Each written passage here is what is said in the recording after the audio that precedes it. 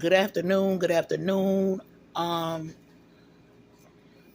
I want to start by thanking God and all the good doctors. You know, regardless of what they look like, even though the hospitals got rid of y'all, shout out to y'all. Y'all the real MVPs. The ones that held me down, made sure I didn't die during my surgery. God bless you. I love you all. But it's getting interesting. The trolling is kicking up again, and I gotta remind myself, these people that are trying to like, I don't know, aggravate me or try to start with me or whatever. This ain't a court of law. You understand what I'm saying? And anybody who got a role with a gang or they need a bunch of civil servants to follow them around after they just got finished harassing somebody, that's not courage to me. Like you need civil servants to come and watch your back and do a show of force. I'm not looking for all of that when I'm trying to go. I don't know, buy food for my babies or whatever, or even if I'm getting stuff for myself. Like, see, I don't be having no undercovers following me or whatever. But I heard something that was interesting, and in a few short words, the person is trying to insinuate that if you don't have money or you don't come from money, and basically like if you don't have your own business more specifically, then you never was a real activist. And I'm trying to figure out, like, everybody named mama know that regardless of your background, or if you have a controversial reputation, even though the government will work hard to try to compromise you, especially like if it's some mental, emotional, spiritual things involved, they'll work hard, they'll work on that to bring you down. They do all types of honeypots, whatever, so that people can say, "Oh, you was never real. You was never a real activist. You never cared." Da da da. Ha ha ha. Anyhow, that's interesting. I never knew that you had to be a business owner in order for anything positive that you did for your community to have mattered.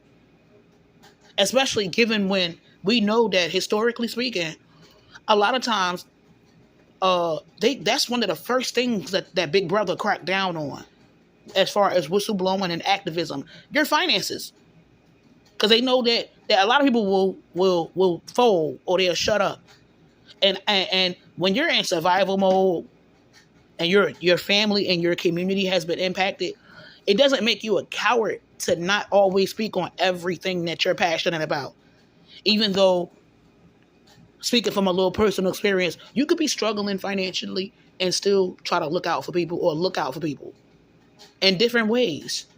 Even if it's just using your influence as a bum, knowing that it's very important men that watch your every move, including what you Google and what you look at and what you post about. So say if you start posting about missing children, and then they go and look for those missing children and find those missing children. I don't brag about everything that I do to help people. I didn't know that I had to brag about everything, or even when it comes to legislation, as far as the whole freedom movement and whatever, even though most Americans don't want freedom, don't care about freedom.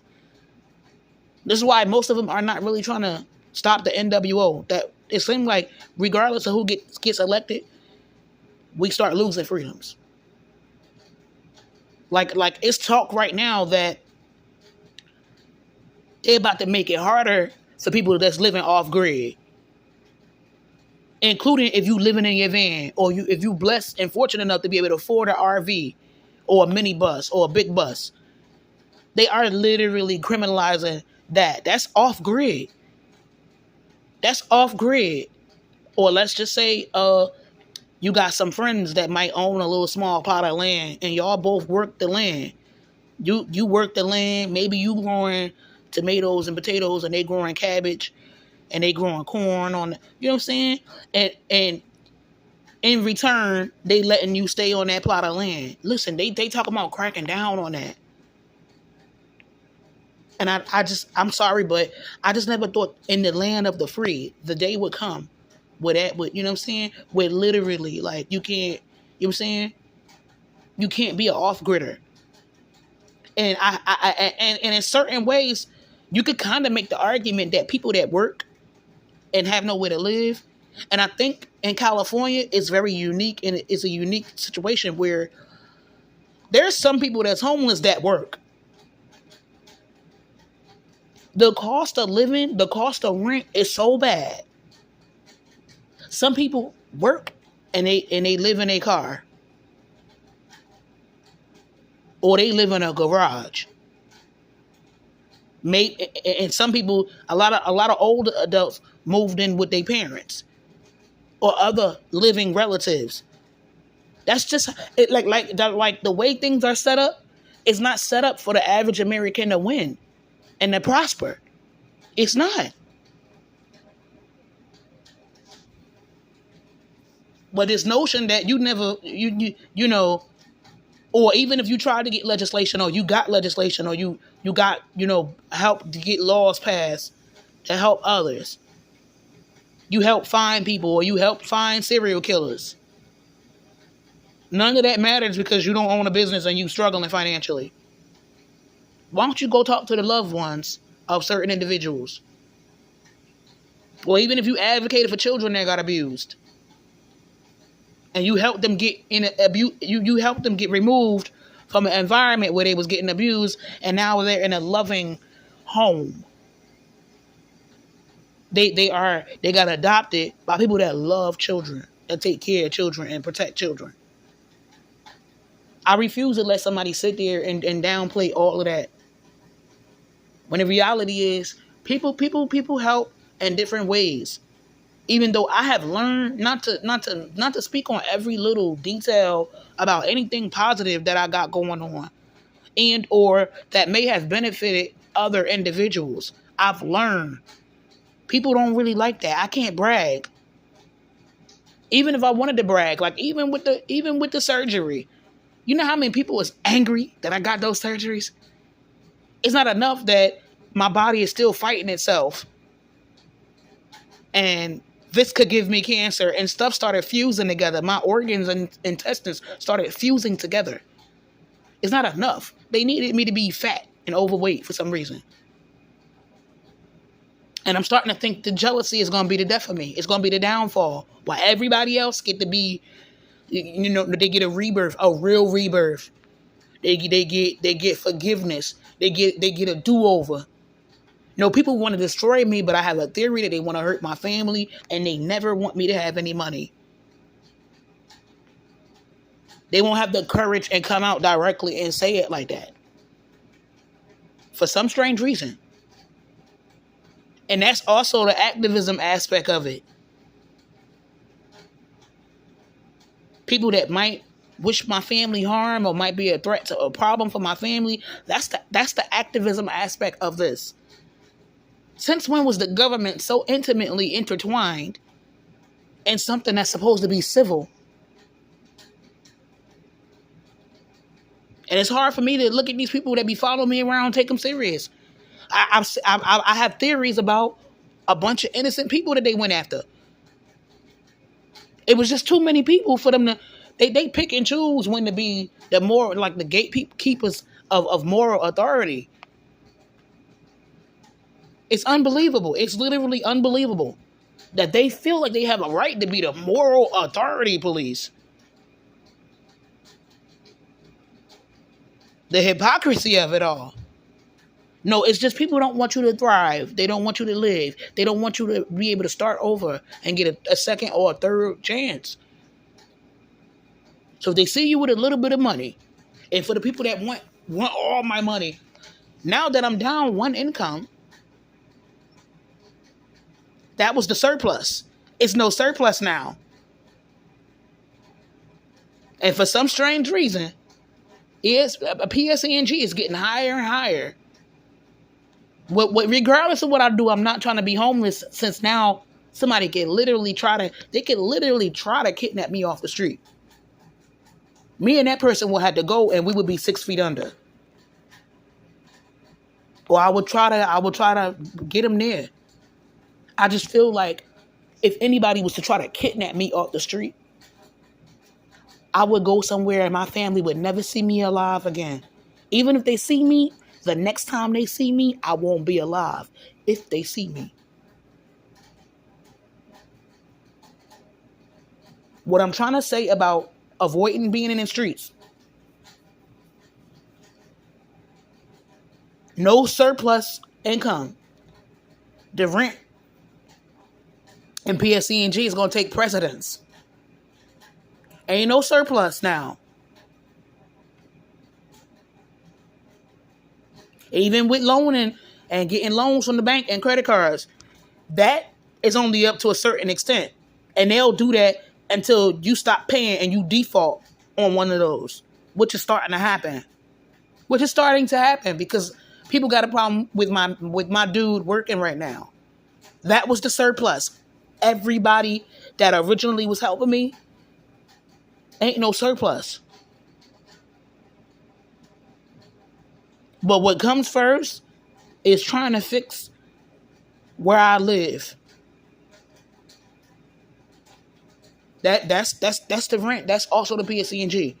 But also, it also means I have to keep my phone on because people like to act funny.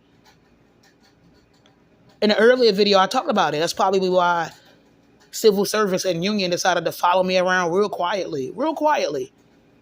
Even though I don't antagonize these people. I complained because I was in pain and I was stressed out. And I don't like people harassing me at the bus stop. But I wasn't talking about civil servants. Even though I don't understand why it take a whole bunch of people to come down on one person that's disabled and healing from a surgery. I don't get it. I've been having problems with just a couple individuals around here. One who actually made physical contact and bumped into me. But I don't think it was an accidental thing. So yeah, I be on go when I see this person at the bus stop. But by the grace of God, they didn't make no contact with me. I'm like, is that the reason why they followed me around when I went to go get cat food and stuff from Walmart? Oh, is it because I said certain black men, they know how to ignore domestic violence even when a black woman ends up dead at the hands of her lover or her partner? They know how to ignore that. They know how to ignore dudes running trains on underage black girls and smoking out other black people. But when it comes to me, it's certain people, and it's very specific. Every other day, they got something slick to say about me. Especially on Twitter. Every other day. Or they trying to undermine me. These are the people that's a threat to me and my family, if you ask me. To the average person, it wouldn't look so bad. But in my mind, they are a threat to me in a way. Even though I ignore them, and I don't really, like, you know what I'm saying? I don't comment on their stuff. I keep my, you know what I'm saying? I don't bring their name up. I don't try to get involved in anything that they got going on. I don't sit around and wish negative things on them or their loved ones or wish, you know what I'm saying? But wait, hold on. Let me explain. If anybody want bad things to happen to me and my family, I'm not sure if I care so much, but it's not something I'm actively advocating for other people. I try to give people the benefit of the doubt. I talked about all of that and how I want to change my doctor, and I'm getting followed around in Union. It kind of confirmed it for me because at first, the firefighters just quietly pulled up in the parking lot. I'm like, okay, that's kind of wild for them to, you know. And then I leave out. I think I seen some undercovers in the store. Then I leave out, and it's like 4 black SUVs out. You know what I'm saying? It was just, but I didn't see anything going on. Nobody was getting arrested. I'm thinking to myself, wait a minute. People can't be following me for snacks and cat food. I gotta do what I gotta do, and I gotta leave my house sometimes. I gotta go shopping. I gotta do my laundry. I gotta pay bills sometimes. I gotta go to doctor's appointments. I'm gonna leave my house. What I'm not gonna do is go and antagonize no civil servants. What I'm also not gonna do is put my family in jeopardy. I'm sorry if that offends anybody. I'm not going to knowingly put my family in jeopardy. Excuse me. I learned even when it comes to spiritual theories, because I be having spiritual theories, keep them to myself. I need to keep it to myself. But yeah, when I went outside, I didn't threaten anybody or anything like that. But I've already complained to the civil servants, to 555, about certain individuals around here. By the grace of God, I didn't have to defend myself because, yes, then somebody would have had to shoot me or do whatever they had to do to me. Whether I get followed by people or not. Like, I'm not, you know what I'm saying? I'm not here to play with people. But I'm also not leaving my house with the intention like, oh, let me go and antagonize people. I especially want to go antagonize somebody that could shoot me down. Like, nah, listen. Mental illness is not stupid. I had a long conversation about my theories about how men that really hate women and they the main ones that got an obsession with this. Especially ones that grew up beating on females. Especially females from this tribe. Like, they got a bad obsession. It's a bad obsession. It's a bad obsession. My theory about them pushing me away from women that's privileged. Even to the point where all of a sudden I get a black missionary. None of it, this don't feel organic to me. I don't have a problem with every black male, but the first two missionaries, that felt organic. It didn't feel like somebody handpicked them for some type of strange agenda. And because I started getting close to them, I opened up to them about some things that was traumatic. And some of those things involved me and other black men. So I'm not going to tell my black male missionary about certain things. Or even when it comes to the domestic violence. Even the white females that I defended. And some of them had black boyfriends. People know I'm not going to talk about these things with a black male missionary. Or at least this is what I believe. They don't want me to be humanized by other people, and they don't want me humanizing myself. They don't want me to have anybody to advocate for me. They always getting rid of them. That's why even when I get good white doctors, I see them maybe once or twice. How was Dr. Amanda Naran? How was she not even on my mind chart? But this one doctor that made me kind of uncomfortable because he suggested getting rid of something that works for me. And then he said, I'll be back real quick with your papers, and had me sitting there. And at the 40 minutes, I just said, you know what? I'm not going to do this because I don't think he's coming back. Something that should have took him like 5 minutes. He really just made me sit there. And not even just that. Even before all of that, it was his energy. You can tell when people don't like you usually based off their energy. But it's even worse once they start suggesting getting rid of things that work for you.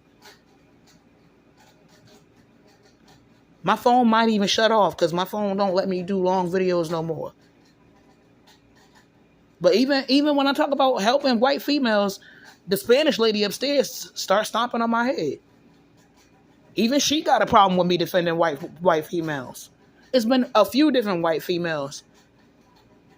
The fear is that they might look at me and see my humanity the way everybody else could see a brother humanity. It don't matter if he beat somebody till they miscarried.